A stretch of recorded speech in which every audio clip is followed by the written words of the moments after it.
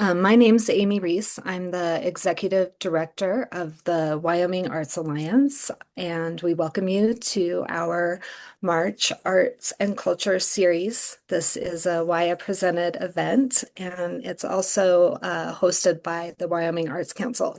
And today we're very excited that we have Andy Schwartz here with us. To visit about this year's 2026 legislative session and the good work we did on behalf of arts and culture folks across the state of Wyoming.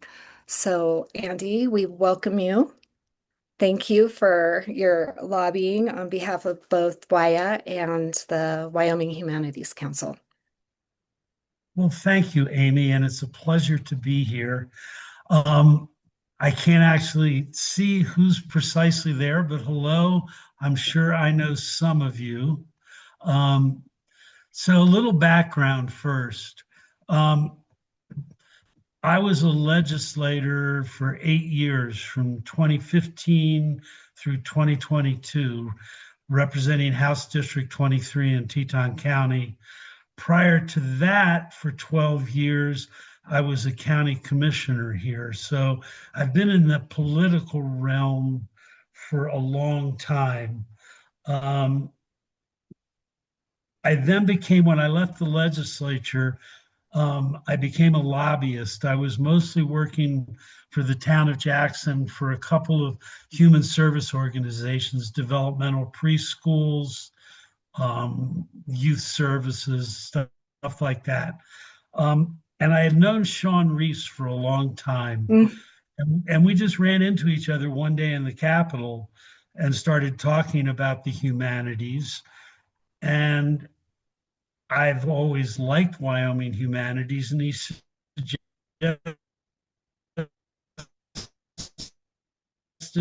I should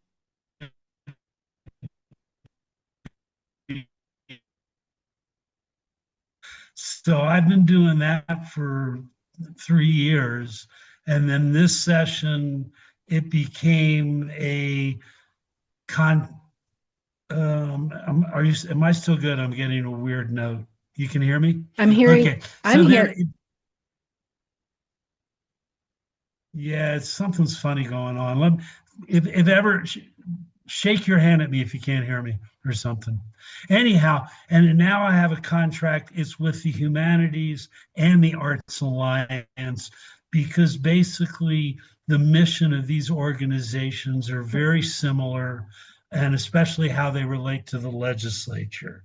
Um, Other background, um, I'm an artist, I'm a musician. I can't do other art, but I've been off and on a professional musician over the last 40 years, and have a wonderful appreciation for all arts.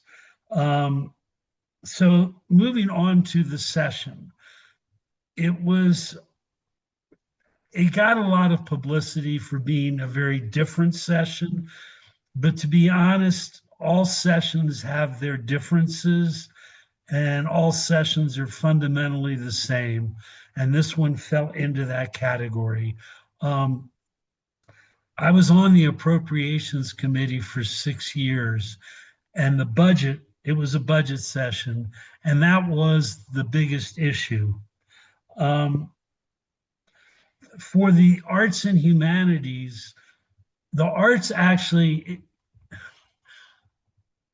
so the way this budget was worked through, on the House side, the Freedom Caucus had 6 of the 7 seats, and they came in with a script, and they basically eliminated all of the exception requests the governor had proposed.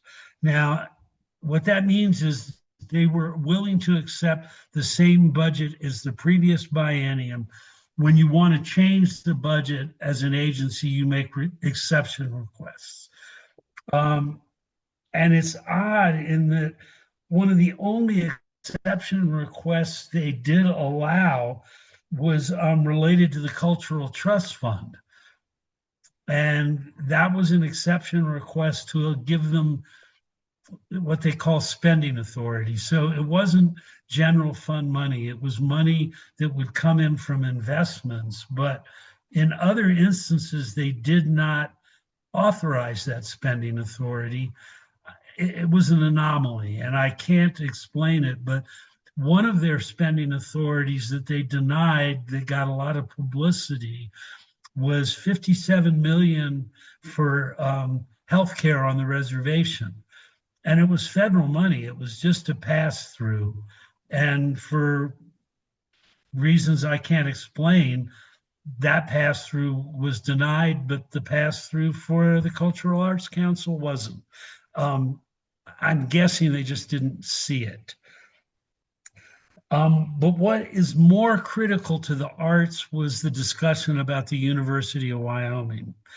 And they originally proposed a 10% cut to the block grant for the university, and then narrowed it down by saying that it would not apply to the ag department, the engineering department, as I recall, and the education department.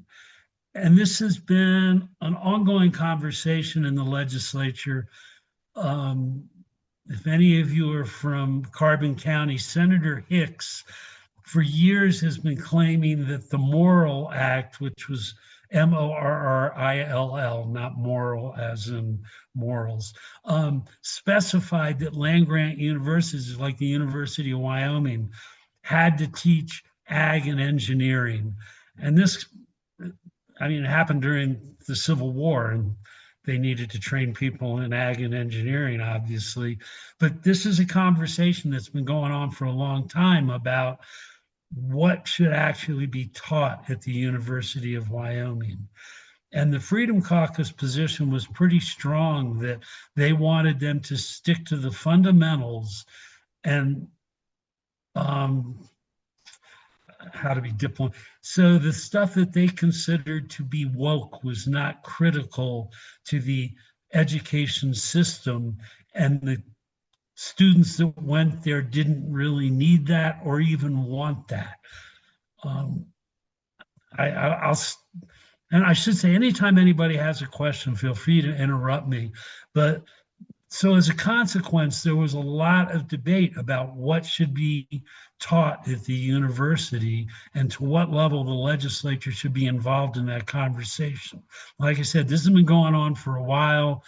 They already had to remove their any administrative offices that were doing DEI things. And there have been gender studies has been under attack for quite a while. The relationship to you guys is clearly they don't think arts in general are something that need to be taught at the university level. And I think we all fundamentally disagree with that, that the purpose of and it's our only university in the state, should be teaching all of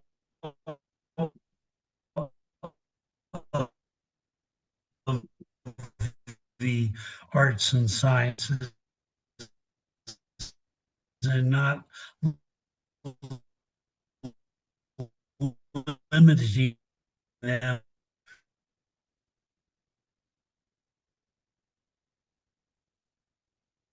We can't hear you.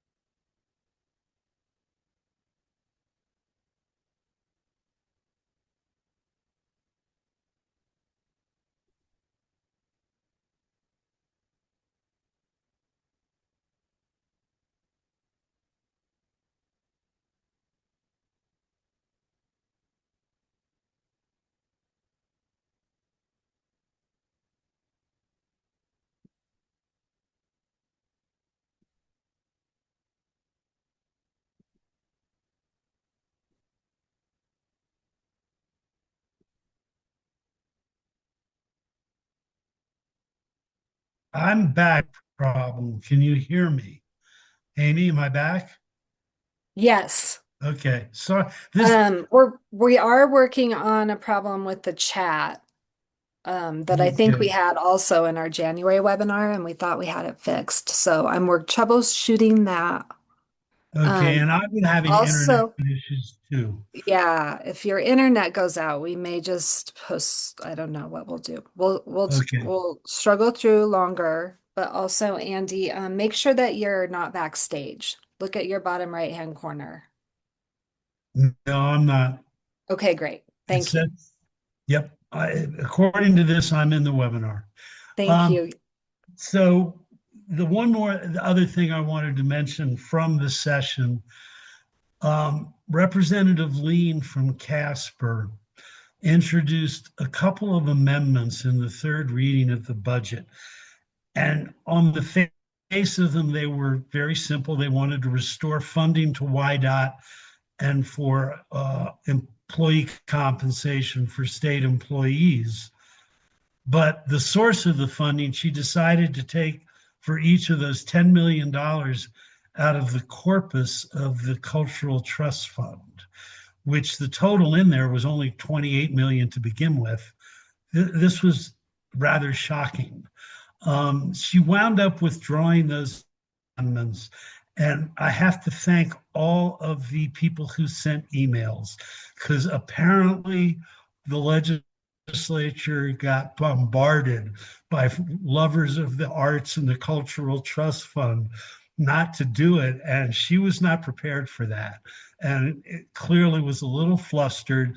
And then she withdrew them, which was the good thing. But we still have to recognize there was a reason she did that. And I'm not 100% sure what it is. I have my opinions, but we need to be watching out for that in the future because she's just part of the Freedom Caucus. And as I said, I don't think they have a great love for arts and culture. Um, One thing I forgot to mention, this is all in the statutes. Both the Art Council and the Cultural Trust Fund are statutory. And there's one part of it related to the Art Council of the Arts, 92903, and it says part of the role is to encourage and assist freedom of artistic expression essential for the well-being of the arts. That's statutory. In theory, this is what the legislature is required to be supporting. And there's a lot more there. I'd be happy to share the statutory pieces, but this is important because clearly, I mean, it's in statute. This is the law, what the legislature is required to do, and they're required to support the arts. So this will come to my next step. Um, Looking forward, actually, one more thing I will mention. There's interim talk. The way the legislature works, we have these intense sessions, and then starting usually in April sometime, there's interim meetings for interim topics that generally get priority in the next session. There's really not much related to arts except the Education Committee will be considering what we call the basket of goods for K-12 education. And this is kind of similar to the conversation at the university level. My fear is that they are going to push the basics of reading, writing, and arithmetic essentially at the expense of the arts. And it's something I will be paying attention to. And the best it's all the school boards. There's in the state of Wyoming, we have 23 counties, but I believe we have 45 school districts. And those school boards of those 45 districts essentially are supposed to have the local control over that stuff, and they get guidance from the legislature. It's a interesting conversation over the years, but this is something I'm a little concerned about because if they define the basket of goods very narrowly, it will not be good for the arts. So then the next question is, so what do we do? And what can you guys do is really the question. I know what I can do and what I will be doing. So I would say the first thing is when you are promoting art events in wherever you are, invite your legislators to come and let them see exactly what it is their community is supporting in the art world and the humanities world, and give make sure they have an understanding of how important it is in your community. Because when I've been traveling around the state and in my community, the support is very strong. The enthusiasm is there. And legislators need to know this because they don't always have a worldview that includes arts. The other thing, the bottom line is we have an election coming up. And if in your community you don't think your legislators are sufficiently supportive of the arts, A, you got to find candidates who are, and B, you got to make sure everybody's registered to vote. Because in Wyoming, the election is all about the August primary.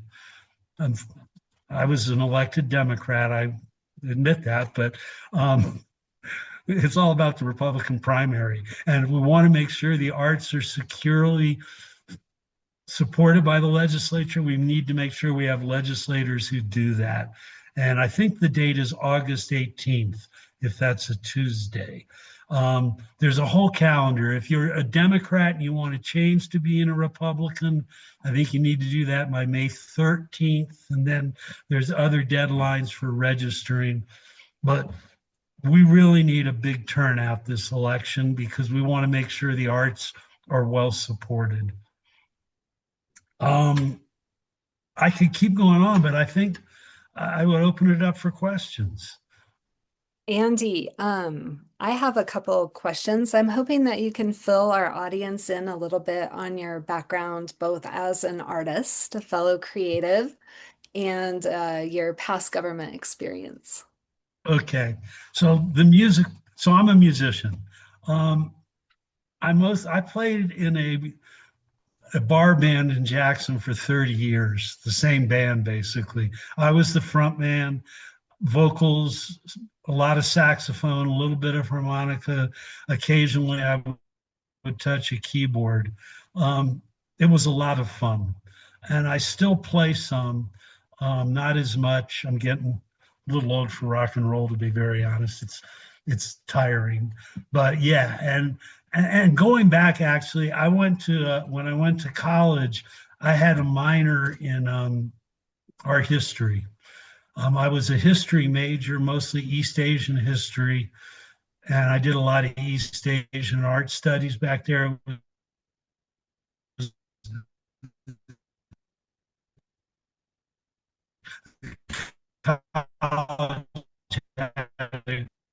Great collection.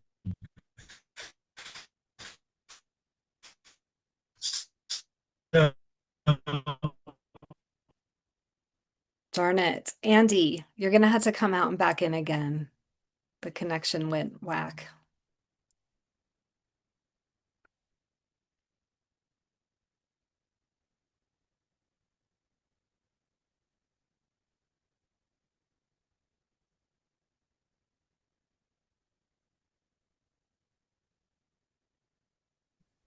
okay, I'm back. You're great. We can hear you now. Okay, so I was on the appropriations is the budget committee, CapFin, and it's capital finance and investments was the title. And basically, our job was to oversee the monies that the state of Wyoming holds, which is altogether about $30 billion. I won't go into the details, but how that money gets invested is pretty important. And then the retirement system, it's a similar situation because something like, I don't know, 40,000 residents of Wyoming are receiving retirement benefits from the state, and another 40,000 are enrolled in the system, so will be recipients when they do retire. And it's the duty of the state to make sure that the retirement system functions smoothly. So I'm a money guy, is the bottom line when it comes to the legislature. Um, Other than that, I like to garden a lot. I grow a lot of vegetables. So, Andy, speaking of your time as a musician, and if you want to share some details about where you played, but also Waya was allowed to present to both the House and the Senate this year a musical performance. And we were introduced on both the Senate and the House floor. And another exciting thing was that we had some Wyoming Arts Council youth advocates join us, and they joined us for the whole day. So our Arts and Culture Day started at the Capitol in the morning, where we signed notes and listened to a legislative report. And then we moved on to listen to both the Sheridan and the Casper, members of both of those high school bands, on the Senate and the House floor. And apparently, they were so popular that the band from the Senate, who was playing Sledgehammer, had to go over and play on the House floor. And then the band on the House went and played on the Senate. And so that same day, that morning, we were allowed to present some information about the creative economy in Wyoming through a brief flyer. And we had cookies with our new logo, which is for our campaign, which I will promote as Art Powers Wyoming. And we're currently putting together a strategic task force from across the state to guide us in advocating for further development of Wyoming's creative economy.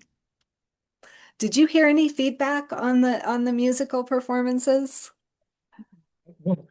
So partly, I mean, I am known as a saxophone player. I actually, the last night I was in the legislature, I rushed out of the House chambers when we gavelled out, and I played solo sax in the rotunda because I'd wanted to do that for years just to hear it because the acoustics are amazing. So yeah, and I only got to see the one band. It was I think the Casper group, which was all saxophone players. Yeah, it was wonderful, and I talked to those kids. I Nice. It was great, and it's the music events are always well received on the floor of the legislature. Um, and everybody raves about it. I'm not sure they make the connection between liking the music when they hear it and then funding the arts. I'm not sure they get the I don't know sometimes, but it was very well received. That whole day was a great day. I mean, it's good that when you all come down and do stuff in the Capitol, that is really important because they pay attention and they get a free breakfast, as I recall. Well, thank you. Andy, do you have more to add? I don't think so. Oh, like I said, I really can't emphasize how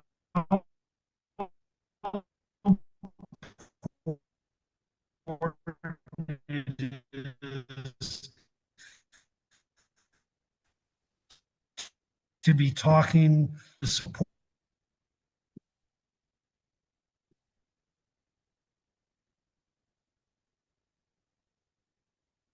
Andy, you're frozen. I think we're experiencing some pretty big technical difficulties because of the wind. It's the only thing we can determine, and this is going to likely be rescheduled.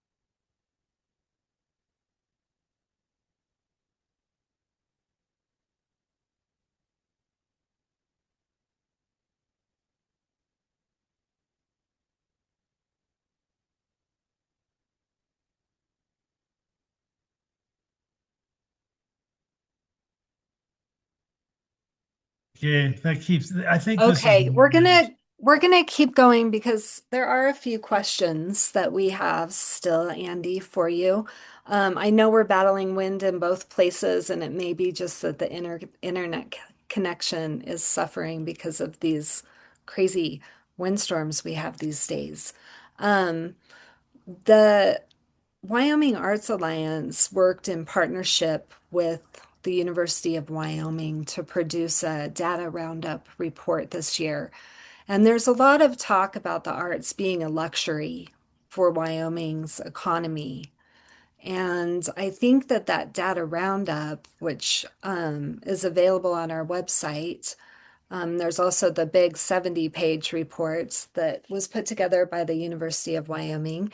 I think that that data roundup has some really good figures that we can put forward in terms of the gross domestic product and the number of jobs and what we bring to our economy in Wyoming is on par, can be very on par with agriculture and other industries that have a lot of support, perhaps from the state, and how do we utilize that data best to put forward um, information in front of the legislature where they can see the impact that we have. It's actually quantifiable now for.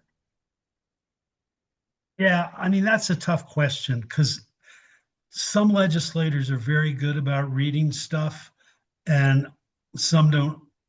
I get the impression don't read. I but yeah, any mechanism you can use to show the connection to arts and the economy is valuable. I think the other piece of it important to mention is that we have a huge problem demographically in that we're an aging state because the people that are moving here tend to be older and our kids tend to leave because they don't feel they have the opportunities to pursue whatever it is they love in Wyoming. And some of that is art based. And I think we need to make sure legislators understand that if we want to keep our kids here, part of it is a thriving arts community because that's what a lot of the kids want. I mean, that's just a fact in my mind. With regard to arts advocacy, I think that I really saw the success of that this year, particular to the Wyoming Cultural Trust Fund. That's a small win, but it's a huge win. And so, how do you feel about our climate of success moving forward, promoting the creative economy and sort of gathering the state of Wyoming arts and culture and creative sector into a cohesive movement to make sure that we do have and maintain the support we currently have, but more importantly, increase the support for the arts, culture, humanities. Yeah, I mean, I agree. I think that's valid. I think that's a wonderful statement, Amy. I think it starts at the community level. It's great that we saw what happened when the Cultural Trust Fund corpus was threatened, and the people, the art supporters, spoke up, and it didn't happen. But between now and the next session, it's at the local level.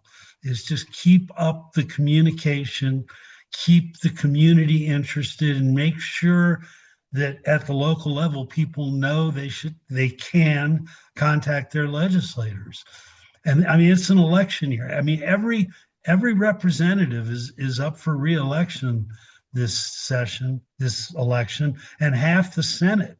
And let's make sure the people that are getting elected know what's important to their constituents. The Wyoming Arts Alliance, we're revisioning our website right now with some branding updates and content updates, but there is still on our website a place that helps you find your local officials. So that's easy to do, easy to write them between the youth advocates and the WYA supporters at the Capitol this year, Wyoming Art and Culture Day.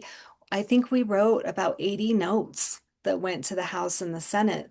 So anytime you're having an event that's art, culture related, send an invitation, allow them to attend complimentary, ask them to bring a friend. The more we can get them engaged at that local level, the better they see us.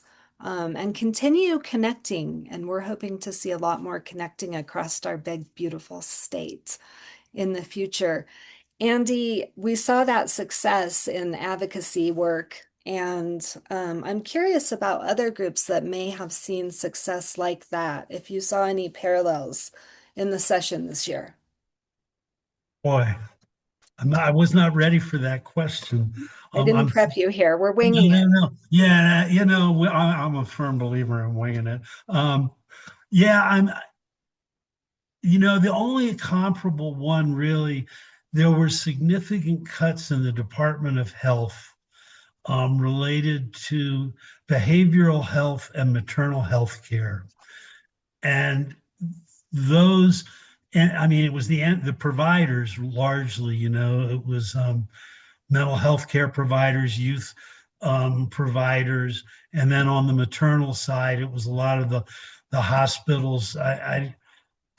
We have a problem in Wyoming providing maternal health care, and it's almost becoming a crisis because there's huge parts of the state where you can't really rely on being able to deliver a baby, which is pretty shocking.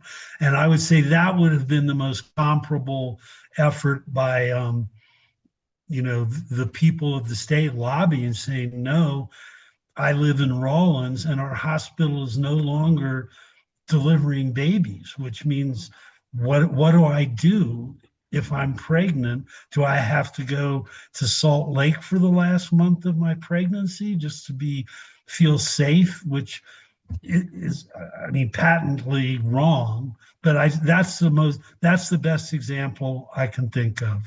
I think that that really shows how working at the local level and at the state level is what is really the most impactful. And one of our audience members would like you to describe and emphasize perhaps how that really makes a big difference coming into the local and state outside of the national scope. Yeah, I mean, I agree. I mean, we can't do that much with the federal government. It's just, and Congress. I don't think about it that much anymore. But it starts at the local level, and it's always been the mantra in Wyoming: the government closest to the people is the best, and we believe in local control. And to a certain extent, Wyoming is continuing to do that. So being involved at the local level and knowing who, I mean, it's school board candidates and town council candidates, because all of this stuff ripples up in a way. And that if you have local electeds who support the arts, they're going to then be talking to their legislators. And sadly, I mean, it's not sad, they have a little more credibility because they have been elected. I think the other comment I would make is that by and large, most politicians, the most important thing on their mind is getting reelected, and everything else is secondary. And if you can explain to them how their chances of getting reelected diminish if they don't support the arts, because you people in the arts community are going to make sure they don't get reelected, that resonates. I mean, I wouldn't say it that way, but that's the truth of the matter. They want to get reelected. Andy, thank you. Moving on from that question, what are the topics that you would suggest we pay close attention to, anticipating what an agenda would look like in the interim? So interim topics were just released 2 days ago, and the process now on April 1st, Management Council then selects from the topics that the committees gave them. I've been through them all. There isn't the only thing that really relates to the arts, like I said, is that basket of goods in K 12. But the thing I would add, if you pay attention just to when committee meetings are happening in your community, and this is mostly it happens in Casper and Cheyenne, but I know there's meetings in Lander and Riverton and Gillette. I mean, they do move around the state some. That's an opportunity because you're going to have a group of 10 or 12 legislators in one space that you can reach out to them when they're on their lunch breaks, or even just use it to give them a handout about the arts. Because I think the more they are aware that there are people supporting the arts, the more they're going to pay attention. That is solid advice. Thank you so much. I think because of the technical difficulties, we are going to conclude this session. Um, and we appreciate everyone hanging in there. This is baptism by fire for the new WIA Operations Director. And just appreciate all your support, and we look forward to hearing from you. You can always email me at amy@wyomingarts.org. And thank you very much. And thank you, Amy. I enjoyed doing this. I'm happy to do this anytime. Great. Appreciate it. Okay, everyone, stay safe in the wind out there.